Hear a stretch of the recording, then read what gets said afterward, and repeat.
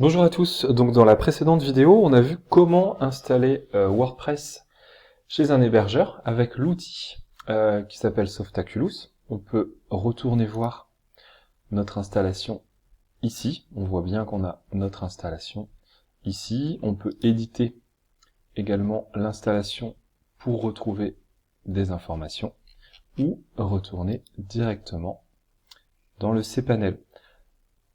Je ne fais pas plus développer pour l'instant les cPanel, ils se ressemblent à peu près tous. Ici, il s'agit de switch. On pourra voir si vous avez des demandes, des choses en particulier, notamment lors de la vidéo sur l'optimisation d'un site, au niveau de page speed et de Lightspeed.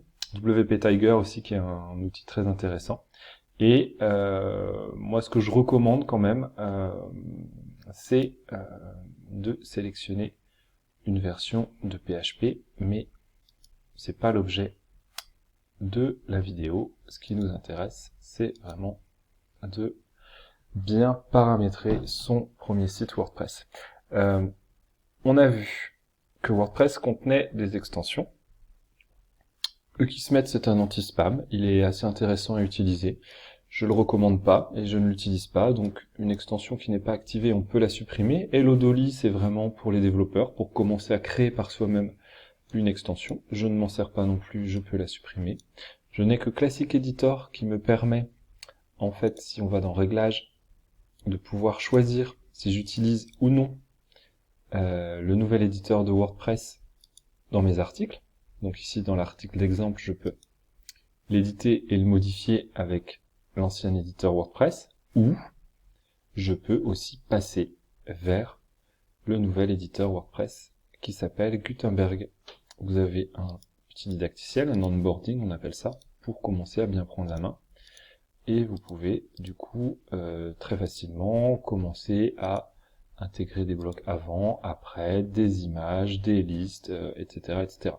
C'est pas non plus l'objet de ce tuto, c'est vraiment les premiers réglages. Donc les premiers réglages, on a des extensions. Les premiers réglages hyper importants, c'est vraiment réglage, lecture, désindexé du moteur de recherche, le petit plugin Password Protector, pour faire en sorte que quand quelqu'un se connecte, il soit protégé par un mot de passe, et on le désactive une fois que le site est terminé à la mise en ligne, tout comme l'indexation du site auprès des moteurs de recherche. On va faire le tour des autres réglages. Ce qui est important, c'est de bien calibrer l'heure. Donc ici, nous, on est sur le réseau français Paris. La date, moi j'aime bien du coup la mettre en français, la plus courte possible. Pareil pour l'heure, la mettre en français, la plus courte possible, la plus optimum. C'est des petits détails, mais ça joue des tout petits points sur le référencement. En termes d'écriture, on a vu le choix qu'on pouvait utiliser ou non, en fait, le nouvel éditeur Gutenberg WordPress. Si vous cochez non, les gens n'auront pas la possibilité, enfin vos utilisateurs n'auront pas la possibilité de l'utiliser. Le service de mise à jour, une fois qu'on désactive, demander au moteur de recherche de ne pas indexer ce site, on va chercher la liste entière de mise à jour qu'on va venir copier et qu'on va venir coller à cet emplacement. Il sera disponible une fois qu'on aura décoché, demander de ne pas indexer le site auprès de WordPress ici. Je vous le montre rapidement. On va essayer de pas être longtemps. Je vais refaire mon copier. Je reprends tout et je colle tout. Et ainsi, je suis sûr d'avoir toutes les sources possibles pour bien mettre à jour mon WordPress. Je retourne dans lecture pour décocher rapidement. Cette case très importante. Les commentaires, pas plus de préconisation de ça, si ce n'est l'embrication des niveaux. On a un commentaire, un sous-commentaire, un sous-sous-commentaire. Deux niveaux, c'est très bien. Les utilisateurs de Gravatar auront un logo personnalisé, donc c'est le bon réglage. Un minimum, vraiment laisser deux niveaux, laisser par défaut. Prenez le temps de voir aussi ce que vous voulez paramétrer. Et Gravatar pour les logos. Les médias, c'est important de voir quels sont les fichiers, la taille des miniatures de WordPress. Voilà ce que fait WordPress par défaut. Moi, je vais vous donner un petit outil. Ensuite, pour la gestion des médias. Et le titre de publication, c'est vraiment la bonne pratique, ce qu'on appelle postname, qui équivaut au titre de la publication pour vos URL de site. Ça c'est pas bon, pas bon, pas bon. Très mauvais. On comprend pas l'URL de la page avec ça. Ça, on fait des sous-archives, c'est très mauvais pour le référencement. Là, on a des sous-archives, là, on a juste le titre de la page ou de l'article, c'est parfait. On coche ça. Et pour le reste, on a vu. Je parlais d'une petite extension très pratique pour la gestion des médias. Vous avez l'extension TinyPNG qui est vraiment très bien. Je vais pas la développer ici parce qu'elle c'est un peu long, elle demande de créer un compte pour pouvoir l'utiliser directement sur le site de TinyPNG. Moi, pour contourner un peu toute la création de compte, j'utilise un tout petit plugin vraiment très léger qui s'appelle Resize Image After Upload.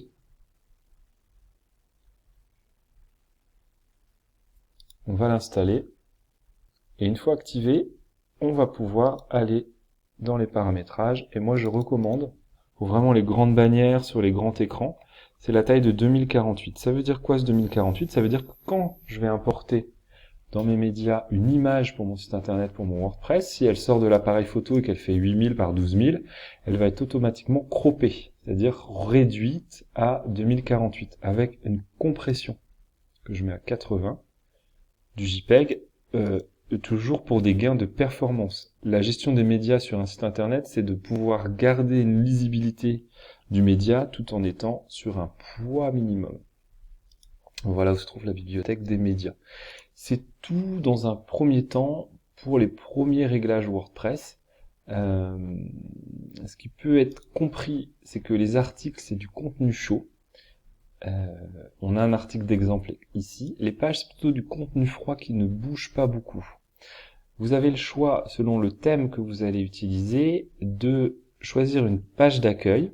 Si vous déclarez une page d'accueil, il faudra aller dans Réglages, Lecture, sélectionner votre page d'accueil. Idem pour votre page des articles. Tout dépend le thème que vous allez utiliser. Moi, ce que je recommande si vous utilisez ce thème, c'est de créer un thème enfant et de supprimer les autres. On garde vraiment que ce qui est nécessaire dans un thème. Pour créer un thème enfant, vous avez plusieurs possibilités. Soit vous le faites à la main, mais il y a des extensions qui sont très bien faites pour ça. Je pense par exemple à celle-ci. On voit bien 300 000 installations, il y a 6 jours que date la dernière mise à jour.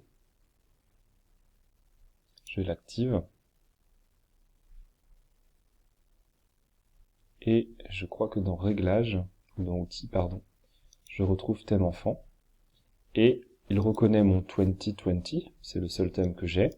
On va l'analyser. Il est OK pour me créer un thème enfant. Je l'appelle 2020 Child. Vous l'appelez comme vous voulez.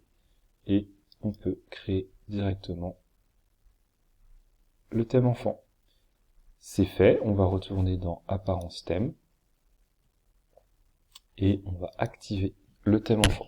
L'intérêt du thème enfant, c'est que dès lors que le thème parent, celui-ci, a une mise à jour, il peut en bénéficier sans casser la personnalisation que vous allez faire dans votre thème enfant. Si vous ne faites pas de thème enfant, tous les réglages que vous allez faire vont être détruits lors de la mise à jour. Donc ça serait quand même dommage de perdre un peu tous ces réglages. Voilà, j'espère que cette vidéo vous sera très utile. Merci à vous.